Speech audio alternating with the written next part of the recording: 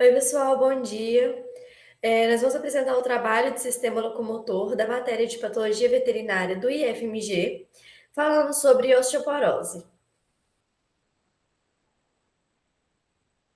Nós vamos falar sobre o conceito, a patogenia e os achados macroscópicos e microscópicos dessa doença. E o que seria a osteoporose? Ela é uma doença metabólica do sistema esquelético que é caracterizada pela redução da massa óssea e deteriorização na microarquitetura do tecido ósseo. Então, nós vamos ter a diminuição do tecido ósseo, né, causando a fragilidade do mesmo.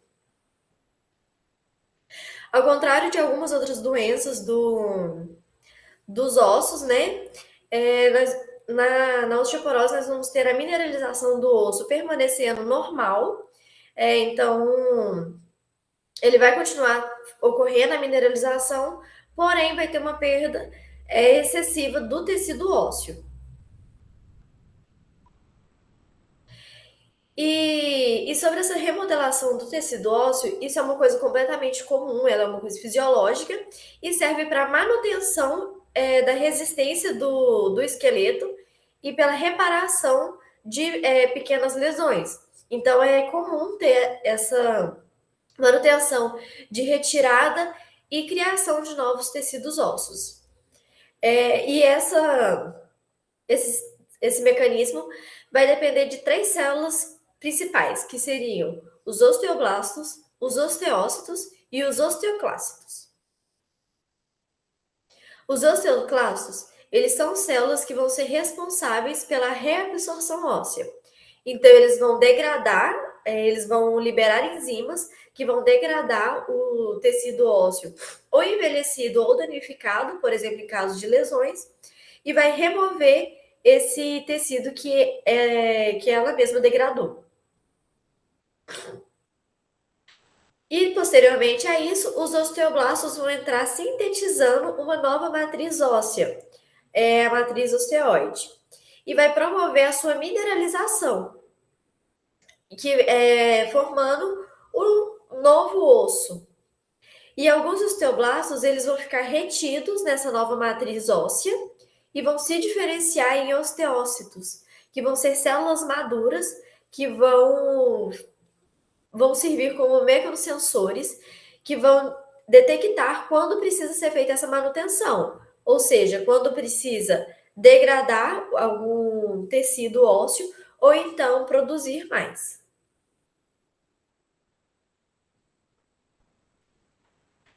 E como eu disse anteriormente, é comum ter esse mecanismo, né, de retirada e criação de tecidos ósseos, porém na osteoporose esse equilíbrio ele é perdido. Então, vamos ter uma predominância da retirada, né, da reabsorção óssea, em comparação com a formação de novos tecidos ósseos. E isso pode estar associado a diversos fatores, ela é multifatorial. Então, pode estar relacionada com fatores nutricionais, fatores hormonais, idade avançada, lactação, inanição, deficiência de minerais ou desequilíbrios na dieta. E como ocorre essa doença? Como eu tinha dito, temos esse equilíbrio entre a ação dos osteoclastos e osteoblastos. Porém, durante a osteoporose, nós vamos ter um balanço ósseo negativo, então vai ter uma formação óssea insuficiente, associada muitas vezes a uma reabsorção óssea aumentada, o que vai acarretar na perda da massa óssea. Então, vai trazer uma fragilidade maior para os ossos. Então, situações comuns do dia a dia, como por exemplo, andar, se levantar ou até mesmo suportar o próprio peso, já vão ser causas para microfraturas ou fraturas em si, que seriam as fraturas patológicas. Ou seja, elas não precisam de um trauma intenso para poder ocorrerem. E isso vai ocorrer porque no osso poroso, que é a porção interna, nós temos as trabéculas, que são estruturas de sustentação, digamos assim, que vão dissipar o peso que está sendo imposto no osso por toda a sua extensão. E essas estruturas que estão sendo mostradas na imagem ao lado, elas são similares a algumas redes que são ligadas umas às outras. E no decorrer dessa doença, elas vão diminuir a sua espessura, elas vão começar a ficar mais finas. Posteriormente, elas vão começar a diminuir em número, então a quantidade de trabéculos vai começar a ficar menor, acarretando também na perda de conexão entre uma e a outra. Então, dá para ver na imagem mais à direita que elas ficam mais separadinhas. Isso vai fazer com que elas não tenham, elas perdam um pouco a capacidade de dissipar o peso pelo osso e também de sustentar a sua estrutura. Além disso, o córtex, que é a porção externa, né, que é mais densa.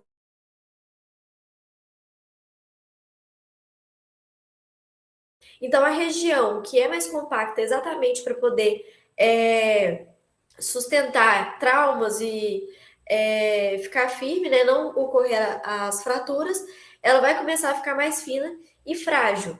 Então, vai ocorrer essa perda de resistência mecânica, trazendo uma suscetibilidade maior para fraturas e microfraturas.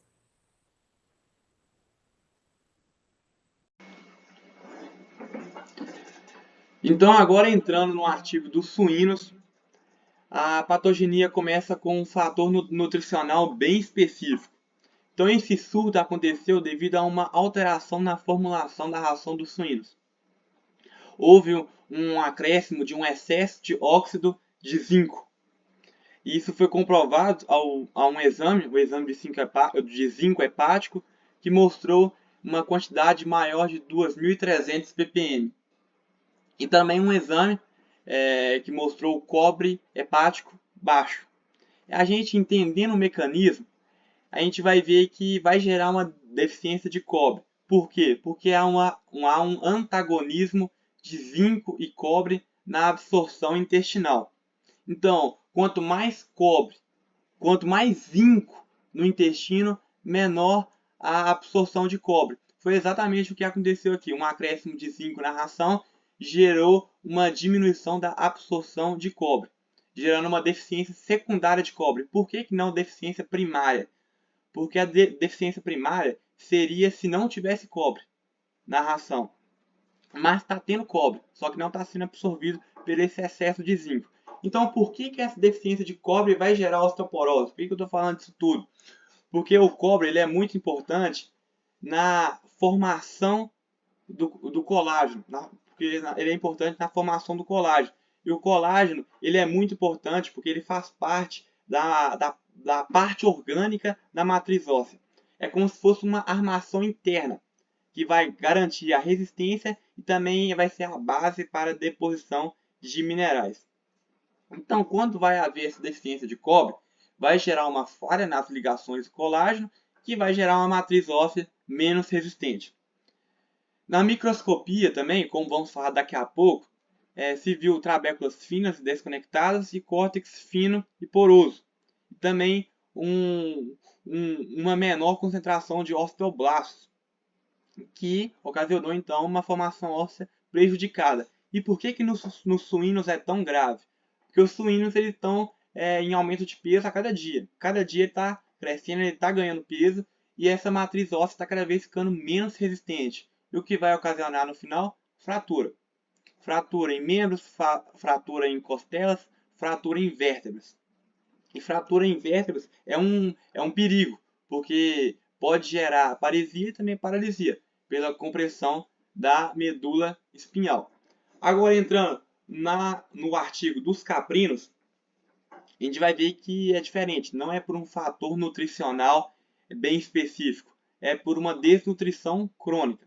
Então essas cabras viviam em campo nativo, sem suplementação, ou seja, sem uma alimentação adequada, em superrotação e com parasitismo de hemoncos e copélia. Esse parasitismo vai gerar anemia, vai gerar uma diminuição da condição corporal, vai gerar uma fraqueza nos animais. E isso tudo vai gerar uma desnutrição de energia, proteína e mineral. Ou seja, o corpo vai entrar em estado de emergência. Então só vai ter energia para as funções vitais. Quais são elas? Cérebro, coração, pulmão. E não os osteoblastos. Os osteoblastos não vão entrar nessa preferência. E os osteoblastos que fazem a formação óssea, então essa formação óssea vai ficar deficiente pela diminuição da atividade osteoblástica. E vai haver uma reabsorção óssea aumentada, porque vai ter uma falta de minerais no corpo. E onde vai ter muito minerais é no osso, então vai reabsorver esse osso por causa dos minerais, principalmente cálcio, porque cálcio é muito importante para o impulso nervoso e também para a contração muscular. Então, a formação óssea deficiente e a reabsorção óssea aumentada vai gerar osteoporose. E agora a gente vai ver que causas diferentes vão gerar um resultado comum. Então, esse excesso de óxido de zinco na ração, por causa do antagonismo com o cobre, gerou uma deficiência secundária de cobre pela diminuição da absorção de cobre no intestino, que levou a uma matriz colágena fraca e menos resistente. Enquanto nos caprinos a desnutrição, junto com o parasitismo, principalmente de Haemococcus e também de Coppelia, gerou uma diminuição da atividade osteoblástica, ou seja, uma baixa formação óssea, e para manter os níveis de minerais no sangue foi necessário uma reabsorção aumentada. Por isso que às vezes um exame só de cálcio pode enganar, porque o cálcio no sangue pode estar em perfeita concentração, em perfeita quantidade, mas esse cálcio não está vindo da dieta, está vindo da reabsorção óssea. Então o exame pode enganar. E gerou um resultado em comum, que foi a perda trabecular, o afinamento cortical, o aumento da porosidade, o aumento da fragilidade óssea, também fraturas patológicas. Então a mensagem principal da patogenia é que a osteoporose não pode ser entendida como apenas um osso fraco. Ela é uma falha no remodelamento ósseo.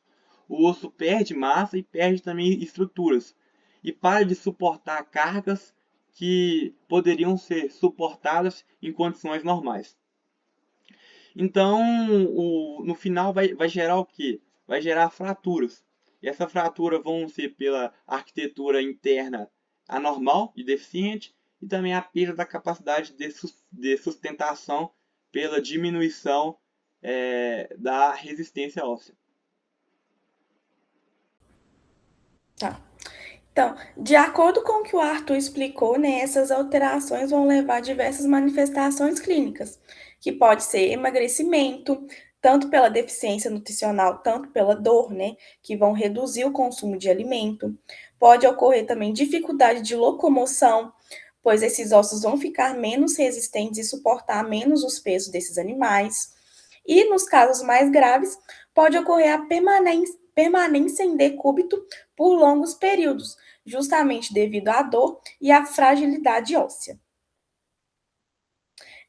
Antes de comentar um pouquinho essas imagens, é importante a gente destacar que, em muitos casos, a osteoporose não são detectados, nem mesmo durante a necrópsia. Por quê? Porque externamente, né, o osso ele vai manter o seu formato normal. Então, essas alterações vão ficar mais evidentes quando o osso vai ser seccionado ou quando ocorrer uma fratura patológica. Por isso, né, fraturas sem trauma excessivo ou o aumento de frequências, né, dessas fraturas no rebanho são importantes indicadores, né, de osteoporose. Então, eu trouxe para vocês aqui duas imagens. Uma que seria, as duas são de húmero proximal, mas essa, a A, é de um animal normal e a B de um animal acometido. Então, nessa região mais avermelhada aqui, a gente consegue ver essa depressão aqui do tecido ósseo esponjoso.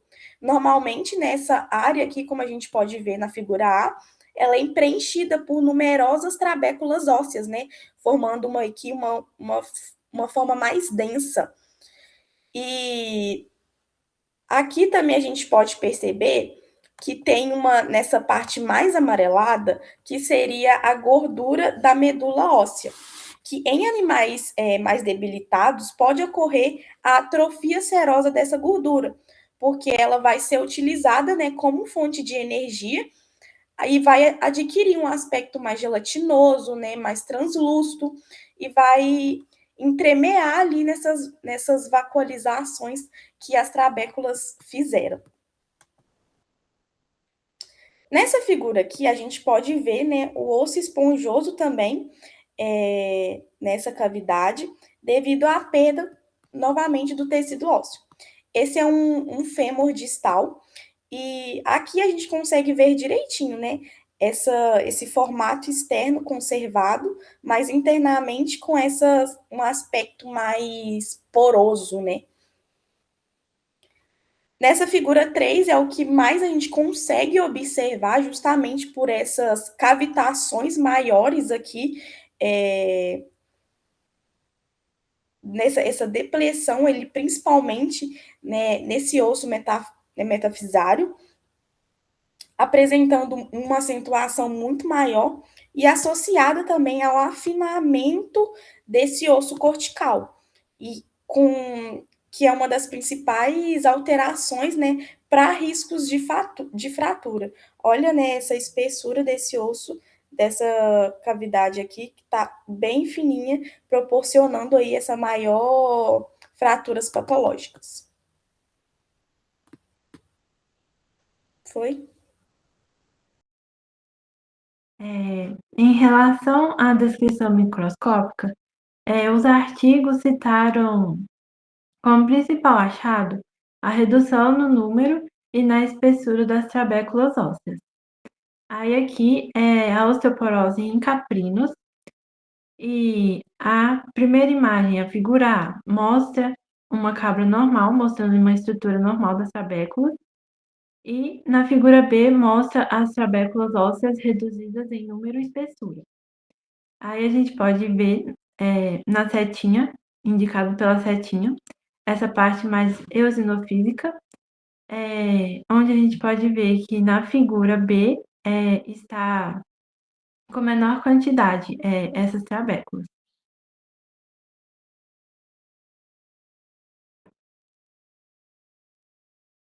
Aqui também é a osteoporose em caprino. Esse é um fêmur distal e a gente pode ver também que a trabécula óssea está acentuadamente reduzida na espessura, que está sendo indicado pela setinha vermelha. Essa parte mais eosinofílica também. E aqui é o artigo sobre a osteoporose em suínos, que está associado ao excesso de zinco e à deficiência de cobre. Na figura 6 mostra o aspecto normal do osso vertebral, e na figura 5 mostra a trabécula óssea reduzida em números e espessura. E elas também vão se encontrar desconectadas, conferindo o aspecto de trabéculas flutuantes. E a gente pode observar isso por causa do espaço mais esbranquiçado em volta delas. Aqui é o aspecto normal da vértebra dos suínos, na figura 8, e a figura 7 mostra o córtex ósseo mais fino e aumentando a sua porosidade, que ocorre devido ao alongamento dos canais de Revers e devido à erosão endosteal, que mostra as trabéculas e nessa parte mais eosinofílica da imagem. E aqui mostra na figura 10 a atividade osteoblástica normal, e na figura 9 mostra a redução dos osteoblastos e indica a diminuição da atividade osteoblástica. E por isso que nessa imagem 9 tem mais espaços esbranquiçados, e na figura 10 já é mais preenchido. Obrigada pela atenção.